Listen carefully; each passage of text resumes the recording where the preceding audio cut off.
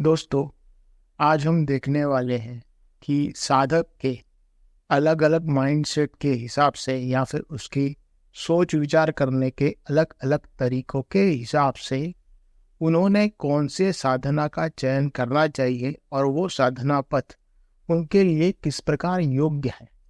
तो आइए देखते हैं।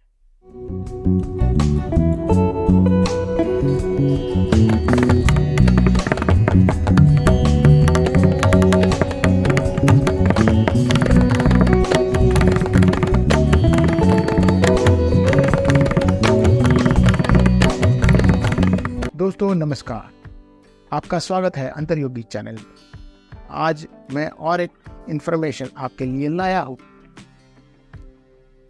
आपको मालूम रहेगा, एक विज्ञापन आता था टेलीविजन पे कि उसकी स्टोरी लाइन लगभग ऐसी थी कि एक क्रिकेटर को अगर धोबी बनाया जाए, या फिर एक पेंटर को कारपेंटर बनाया जाए, या फिर किसी टीचर को लॉयर के रूप में खड़ा कर दे, किसी पॉलिटिशियन को साइंटिस्ट बना दिया जाए, तो क्या हाल होगा। तो आज का विषय भी लगभग इसी तरीके से है, जिसकी शुरुआत हमें इस विज्ञापन के स्टोरी लाइन से करनी पड़ी। हमारे चैनल का पहला वीडियो ज़रूर देखिएगा, जिसमें हमने बताया था कि जो ईश्वर को भजते हैं ऐसे भक्त जनों के 4 वर्ग होते हैं, और वो 4 टाइप इस प्रकार थे कि पहला आर्त, दूसरा अर्थार्थी, तीसरा जिज्ञासु और चौथा ज्ञानी। और इन वर्गों के हिसाब से उनको अपनी साधना का चयन करना चाहिए। उम्मीद करता हूँ कि आपने वो हमारा पहला वीडियो देखा है और आपने ये निर्धारित किया है कि आप कौन से वर्ग में आते हैं। अगर ऐसा सब आपने किया है तो ये वीडियो आपके बहुत काम आने वाला है, क्योंकि इस वीडियो में हम बताने वाले हैं कि कौन से वर्ग के लिए कौन सी साधना सही है। ओ ठीक है भाई, पहले वर्ग से चालू करते हैं। आर्त।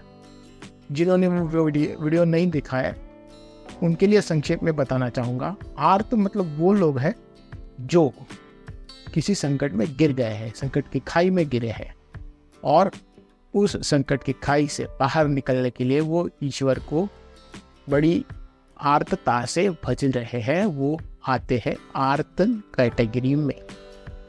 अभी इनके लिए कौन सी साधना टाइप सही है, सूटेबल है, ये अगर हम लोग सोचने का प्रयास करेंगे तो हमें पता चलेगा कि आर्त लोगों की स्पेशलिटी ये है कि वो संकट में गिर जाने के बाद उनके पास समय की बहुत कमी है।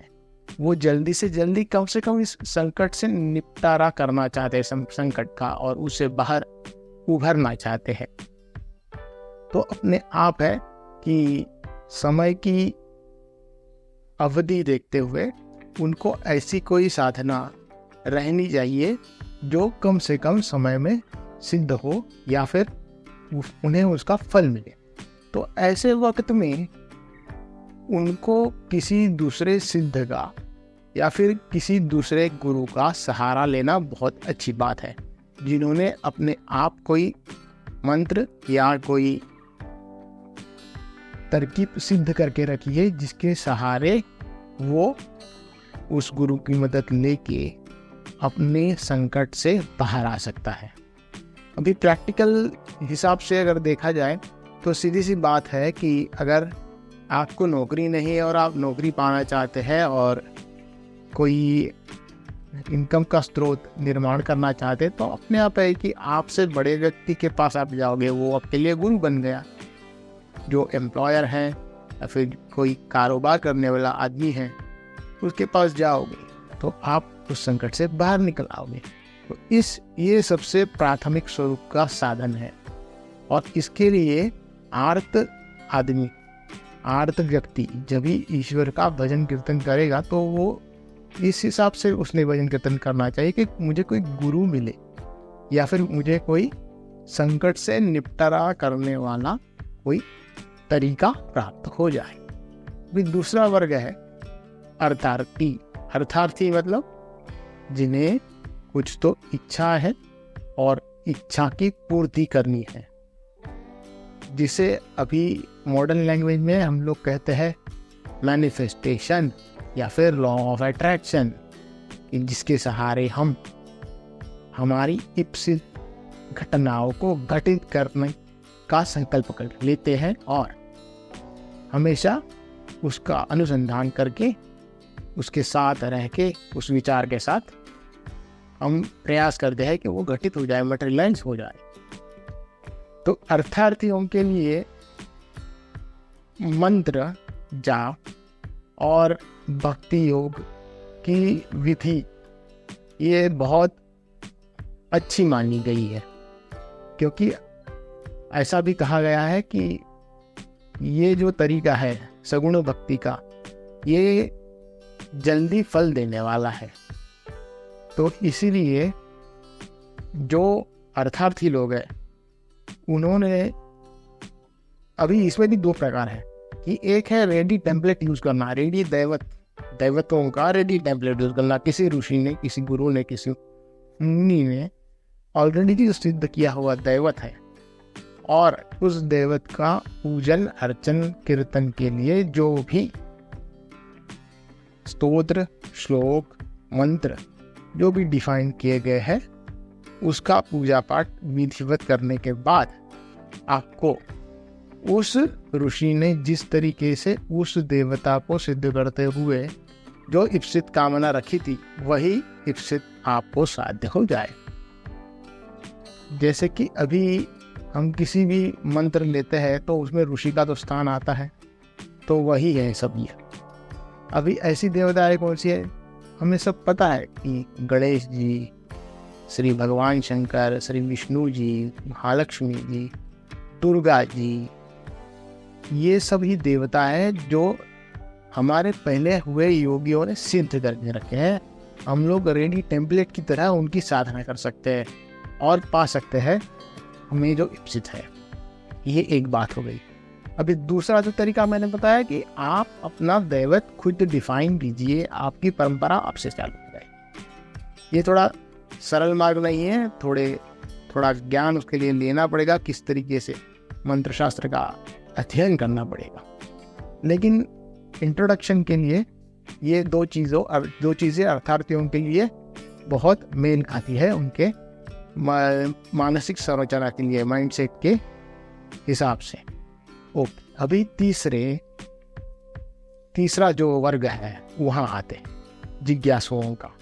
अभी जिज्ञासु वर्ग और अर्थार्थी और आर्त वर्ग, इनके माइंडसेट में बहुत ज़्यादा डिफरेंस होता है। जिज्ञासु वो रहते हैं जिन्हें बहुत सारे प्रश्न पढ़ते हैं, प्रश्न आ जाते हैं, उत्पन्न होते हैं सृष्टि की गतिविधियाँ देख के, और सृष्टि किस तरीके से काम कर रही है ये उनको जानना है। ये नैसर्गिक प्रश्न है उनके। तो अपने आप है कि उनका रैशनल बहुत अच्छा है, तर्क करने की शक्ति उनकी बहुत अच्छी है। तो इसके लिए कार्य कारण परंपरा के हिसाब से जो परंपराएं हैं, कार्य कारण परंपरा मतलब कॉज एंड इफेक्ट प्रिंसिपल। जैसे कि आज आपने कुछ किया तो उसका परिणाम कल देखने के लिए मिला, तो परिणाम जब भी आप देखते हैं तभी आपको मालूम है कि इस परिणाम के लिए जो भी कारण था वो कुछ दिनों के पहले मैंने किया है। तो इस कार्यकरण परंपरा का जिसमें ज़्यादा प्रभाव है, ऐसी साधनाओं को जिज्ञासुओं ने लेना चाहिए, तभी उनको सृष्टि का ज्ञान धीरे धीरे प्राप्त होने लगता है। अभी ऐसी साधनाएं कौन सी है? योग है, ज्ञान साधना है, विचार साधना है, बाद में मंत्र साधना भी है, लेकिन मंत्र साधना सूक्ष्म है। उसमें धीरे धीरे धीरे धीरे प्रयास करने के बाद उसकी कार्यकारण परंपरा भी समझ में आने लगती है। तो इस तरीके से जिज्ञासुओं ने साधना की तरफ बढ़ना चाहिए। अभी चौथा प्रकार है ज्ञानी। जैसे कि पिछली बार कह चुका हूं मैं कि ज्ञानी तो सबसे परे है।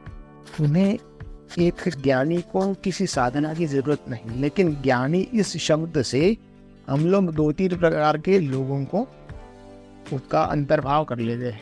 एक है सबसे परे जो जा चुका है, वो ज्ञानी, और जिसको ज्ञान साधना में रुचि है, विचार साधना में रुचि है, मन ही उसका कारण है और विचार करना कर्म है। तो ऐसा जो जिसके लिए है वो भी ज्ञानियों के ज्ञान पथ से आगे बढ़ने वाला साधक है।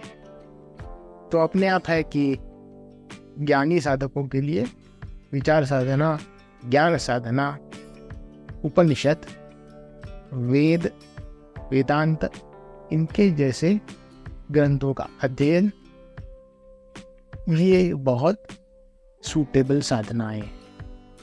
तो इस तरीके से हमने जाना कि पहला जो पार्ट था, पिछला वीडियो, 4 तरीके के लोग जो ईश्वर को भजते हैं, और ये जो वीडियो है उसका सीक्वल पार्ट 2 कि इन 4 तरीकों के लोगों को किस तरीके की साधना का चयन करना चाहिए और आगे बढ़ना चाहिए। और आगे एक बिंदु है इसमें कि क्या होगा अगर किसी आर्त या अर्थार्थी को आप ज्ञान साधना दे दो तो उसके पल्ले ही नहीं पड़ेगी, सबसे पहली बात। दूसरी बात, उसका प्रोग्रेस जो होना चाहिए वो अच्छी तरीके से होगा नहीं, और उसमें उसको आनंद जो मिलता है साधना का वो मिलेगा नहीं। अपने आप है कि वो उधर टिकेगा नहीं, दूसरी जगह साधन दूसरा ढूंढने की कोशिश करते रहेगा।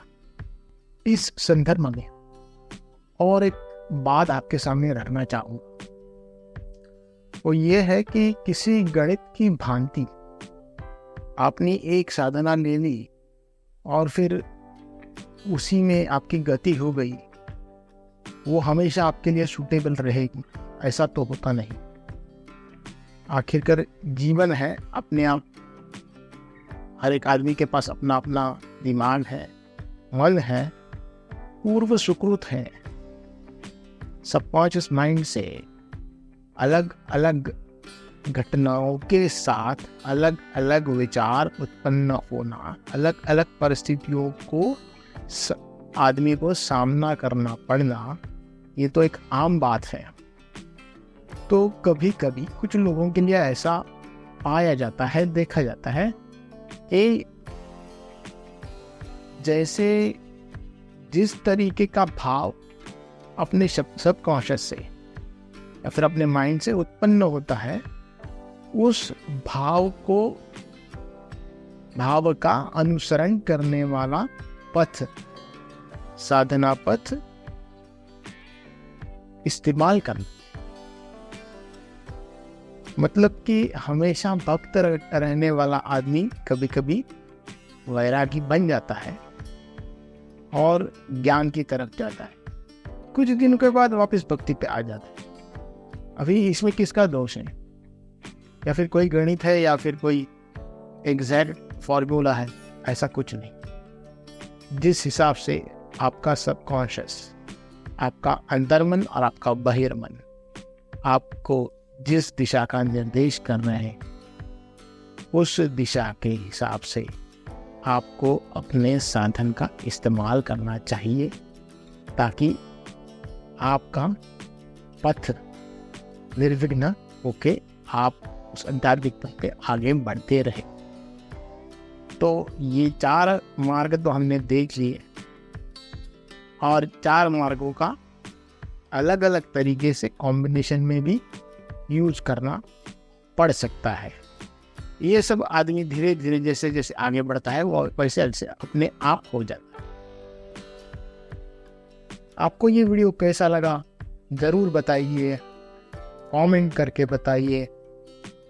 हमें इस चैनल को सब्सक्राइब करके हमको बढ़ावा दीजिए, लाइक कीजिए, अपने अपने दोस्तों के साथ ही शेयर कीजिए। समविचार रखने वाले लोगों के साथ ये वीडियो पहुंचाने में हमारी मदद कीजिए। धन्यवाद। अगली बार मिलेंगे और एक नए विषय के साथ। धन्यवाद।